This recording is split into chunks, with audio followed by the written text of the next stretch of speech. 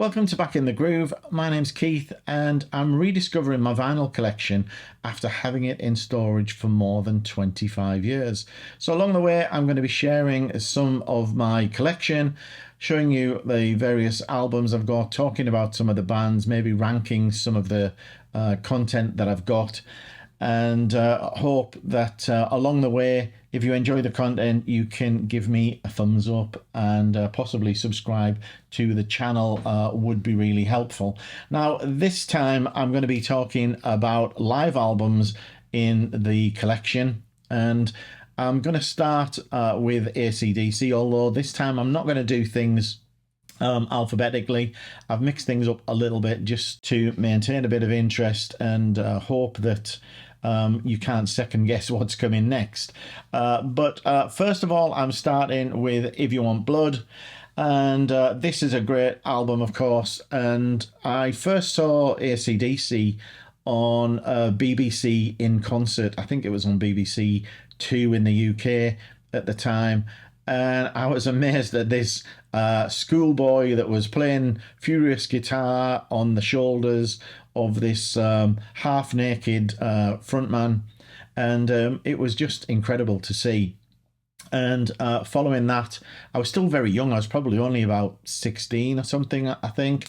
And after that, I rushed out and bought the album and never looked back. Now, on that same show, or maybe not the same week, but on the in-concert show, I also saw this next band. This is Sad Cafe. They're a Manchester-based band, or were a Manchester-based band, I believe. And they played a brand of kind of soft rock, I suppose. A little bit bluesy, a little bit soul-y, funky, quite Rolling Stones influenced, but in a very sort of mellow way, I think. And this was a great album with some great tracks. On with the show, Strange Little Girl, La Di Da, Keeping It From the Troops. Although this is quite a mellow, laid-back live album, it's a big favourite of mine. And if you're into Sad Cafe at all, I would think about checking that one out. Now, next up, I've got Sammy Hagar, and this was another really early album for me in terms of live albums. In fact, I think it was probably the first Sammy Hagar album I got, and I think I got it on the back of Red being released as a single. So we've got Red, Rock and Roll Weekend, Make It Last, Turn Up the Music. Young Girl Blues is just incredible. Love that song. So a really good live album. And next up, we've got Judas Priest, Unleashed in the East. And this reminds me of a time where when I was still living at home as a teenager, I was really into sort of painting and things, and I would paint various rock stars on my wall. And I remember having Rob Halford, I think from this album, along with Phil Lynott from Thin Lizzy and a few other people on there. And God knows whatever happened to those pictures and who emulsioned over them. But it was a lot of fun doing them.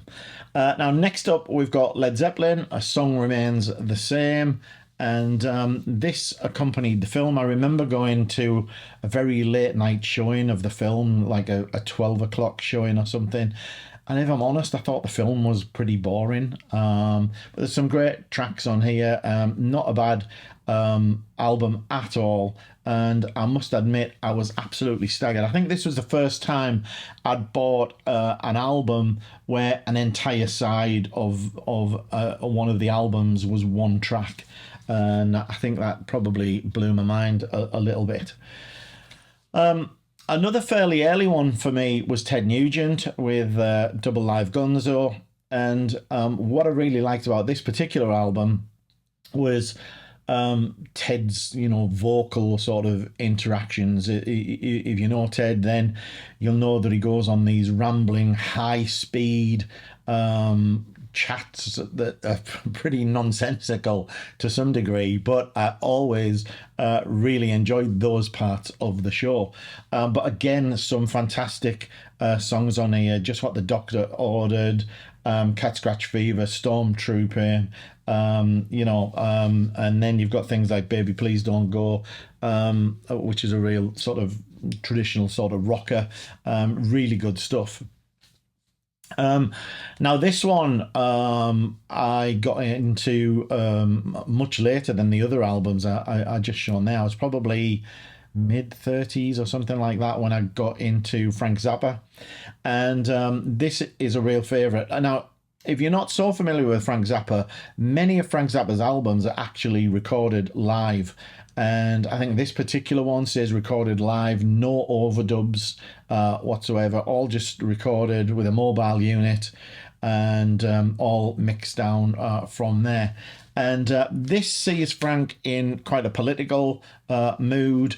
There's tracks on here, Dickie's Such an Asshole, Promiscuous, The Untouchables, Jesus Thinks You're a Jerk, which I think is about Jimmy Swaggart.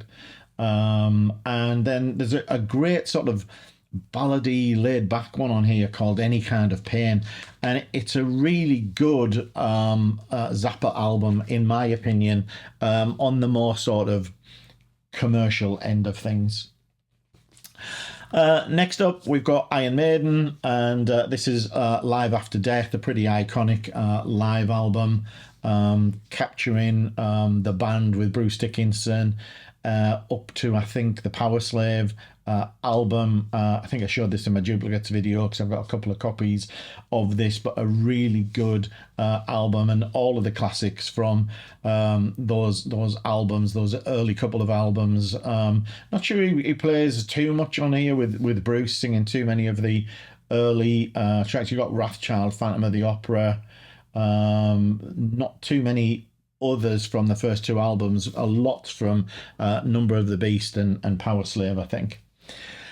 Now, although this isn't an album, I thought I'd give this an honourable mention. This is Thin Lizzy, Killers Live, and this is a great little live 12-inch. It's got a brilliant version of Bad Reputation on this that I would really think is worthwhile checking out. And while we're talking about Thin Lizzy, we've got this Thin Lizzy album. Now, normally when we talk about Thin Lizzy live albums, we talk about Live and Dangerous. This is a different, much later album called Live, and this featured the final lineup with John Sykes on guitar and Darren Morton on keyboards. But there's a reunion of all of the guitarists on this particular album. So there's parts where you get Gary Moore, Eric Bell, Brian Robertson, all coming back on stage, and it's a good album. I remember seeing Thin Lizzy on the last tour with John Sykes, and it was a really memorable night for me for all of the wrong reasons, because I had to drive about 40 to 50 miles in real snowy conditions. And I remember driving along on the slow lane of a dual carriageway, and suddenly, without even altering the steering, the car just slid across the two lanes in my direction, went across the central reservation, across both lanes of the oncoming traffic, with traffic coming towards me, and I ended up the other side of the road in the wrong direction for the gig. My knees were shaking like you've never seen, and I don't know how I missed all of the traffic. There was no problem, no smashes, nothing. It just calmly landed the other side of the road in the reverse direction. We turned around, of course, and went on to the gig and watched and enjoyed the gig.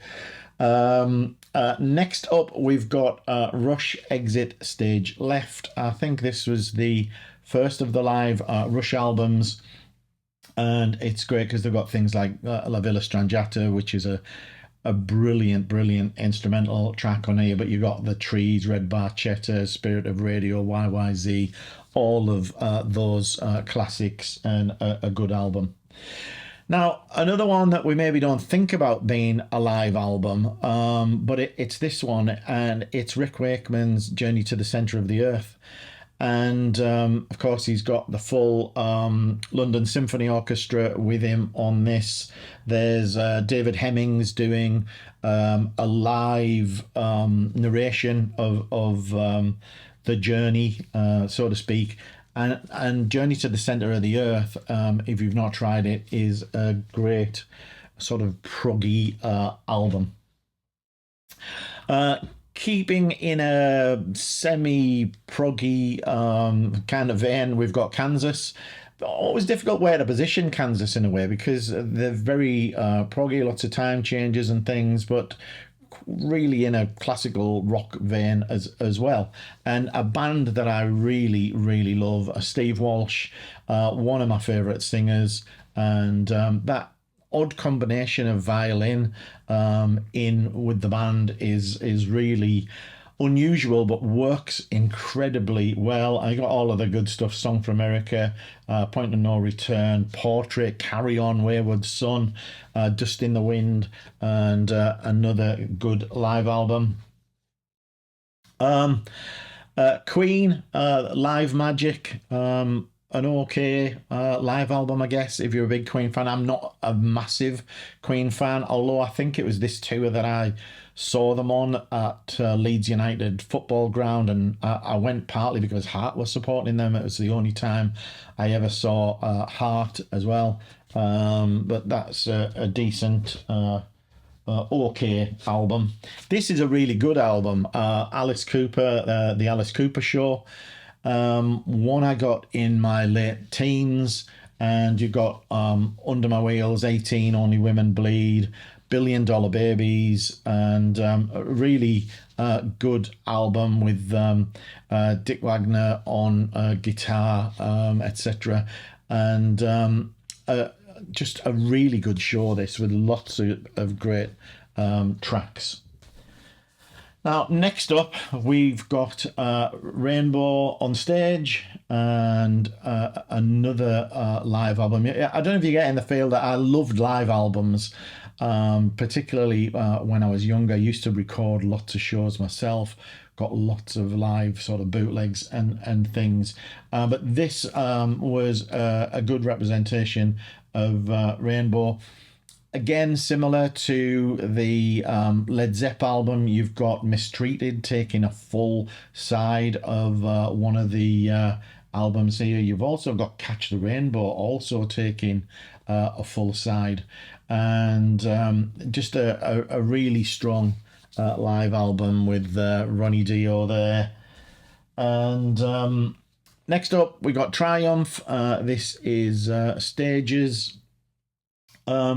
I can't say this is one I remember massively. I think it was a decent album, but not one. I mean, I love Triumph. I've got pretty much everything Triumph have done. Absolutely love them.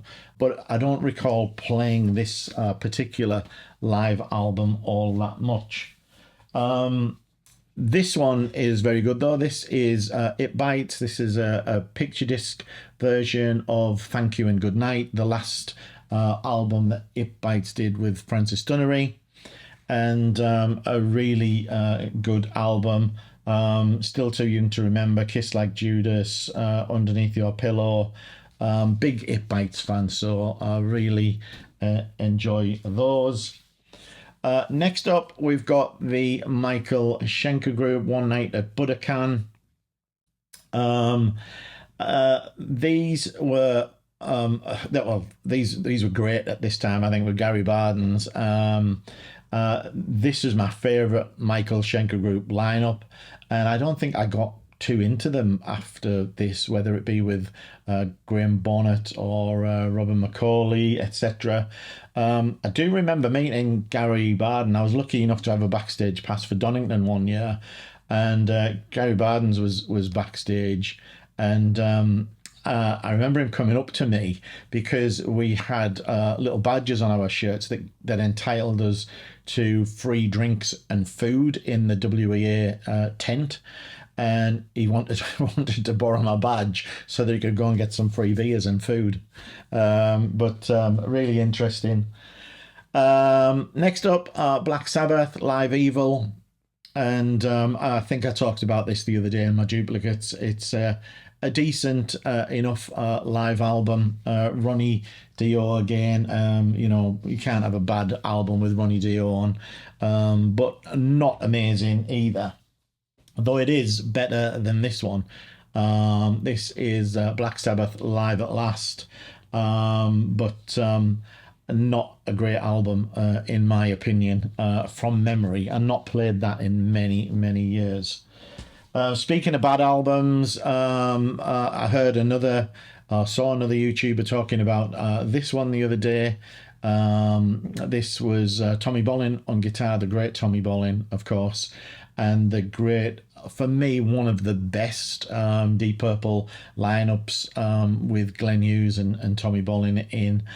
And unfortunately, Tommy Bolin's guitar playing was not good this night because of an issue he'd had, sort of sleeping on his arm, I think, and his whole arm was numb and was literally just playing sort of one finger bar chords. This I put in my vinyl tag 2025 as my favorite live album. I play this an awful lot. This is the Tubes of What Do You Want from Live, and it's a really good live album. I talked about that in that video, so I won't say too much. Next up, we got Saxon, The Eagle Has Landed, Saxon's early live album with Motorcycle Man, 20,000 Feet, Wheels of Steel, Fire in the Sky, Strong Arm of the Law. So I think this came out just after the Strong Arm of the Law album. One I don't know too much about is Racer X. I've got this because I'm a big Paul Gilbert fan. Where is he? Here he is, with his tassels on his, I think it's a Ibanez Iceman there. And it's not one that I can really say much about, and I don't honestly know too many of Racer X songs, if I'm honest. This one I do know a good bit about. This is Wasp live in the Raw, and I talked a little bit before, when I think I talked about Wasp and having seen them, and what a great live band they were. And this is a really good live album as well, with all of the best stuff from those first couple of classic Wasp albums. Emerson, Lake and Palmer next. This is Welcome Back My Friends to the Show That Never Ends, and this is good because it's got Carnival 9 on it. Again, not listened to this in a long time, but I remember it being a good album, and I always love Carnival number 9, or Carnival 9 in particular. It's got Jerusalem on, as well as Tarkus and Take a Pebble and other Emerson, Lake and Palmer ones. Another Emerson, Lake and Palmer album here, Emerson, Lake and Palmer in Concert. This one was from 79, whereas I think the previous album I shown was about 74. And none of my sort of favourite Emerson, Lake and Palmer tracks on that particular one. This one we've got Gillan with Double Trouble. This one's got Yannick Years on, who was in White Spirit, and famous obviously for being in Iron Maiden, as well as Gillan. And a good album with all of the Gillan of that era. This was after Magic, I think, the album, and we'd had Mr. Universe and things like that. So you've got tracks like Nightmare, Restless, Men of War, Sunbeam, I'll Rip Your Spine Out, No Laughing in Heaven, Trouble. He does a version of New Orleans, but a decent album, I think. Kiss Alive 2 was one of my first albums.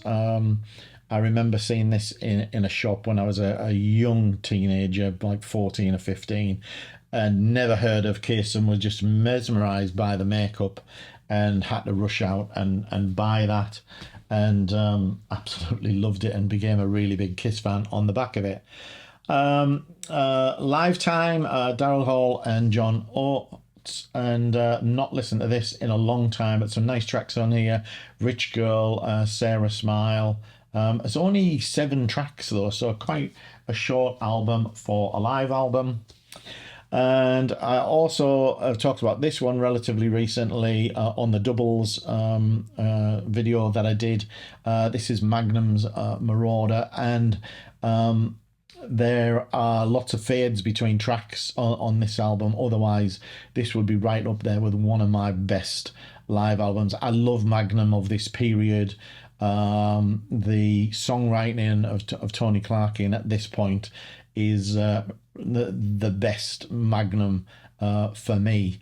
I went off Magnum a little bit as they in recent years, where they just got a lot more AOR and melodic rock and less of that progressive edge to the songs. Genesis, Seconds Out. A lot of people rave about this, but it was an album that never really grabbed me. Always felt a bit too laid back, a bit soft, a bit slow, and never really took off with me.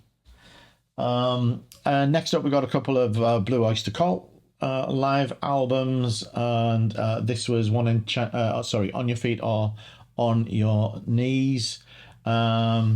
Well, I'm trying to think, was there another one called One Enchanted Evening? I seem to think that there was, but I might be misremembering. So this is one of the earlier live albums, Red of the Black, Subhuman, and lots of those era songs.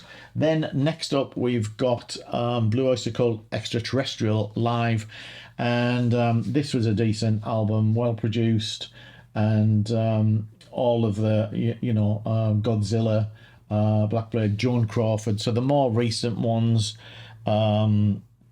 after the studio album that came before this, the one with Joan Crawford on, it's evading my memory at the moment. Then we've got Taste live at the Isle of Wight with Rory Gallagher, of course, and Rory Gallagher is one of those people that lots of people rave about. Lots of people love his stuff. He's someone, if I'm honest, I've never really connected with that well. I used to be in a band when I was younger that played a couple of his songs. I was a vocalist, so not a guitarist. But I remember doing Philby and a couple of other tracks of his. But I'm not that familiar with the Rory Gallagher back catalogue, if I'm honest. Next up, we've got Fleetwood Mac live. And this is a nice laid-back, mellow kind of album. One I played a lot in my youth, and it's got all of the classics on: Rhiannon, Go Your Own Way, Don't Stop, Oh Well. I really like the version of Oh Well on here. Good album. And then probably to finish up, the best live album of all time, I think. Phil and the Boys on Live and Dangerous. Thin Lizzy, of course. This to me is a quintessential live album. It's just got everything.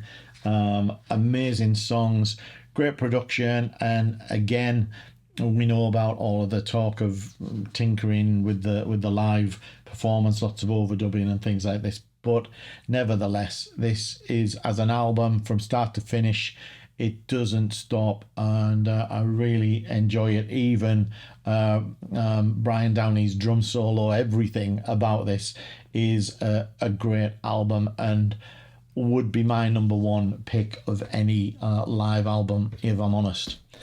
So what am I missing? I've got lots more live albums, of course, on CD. This is the vinyl. Remember, the vinyl has been in storage for more than 25 years. My CDs also have been in storage for at least 4 or 5 years. And I may get on to doing some CD videos as well. Let me know if you'd be interested in those. We'll come back in a next video with another glimpse into the library. So I hope you enjoyed the video. If you did, remember to give us a thumbs up, subscribe to the channel, and I'll see you all in the next video.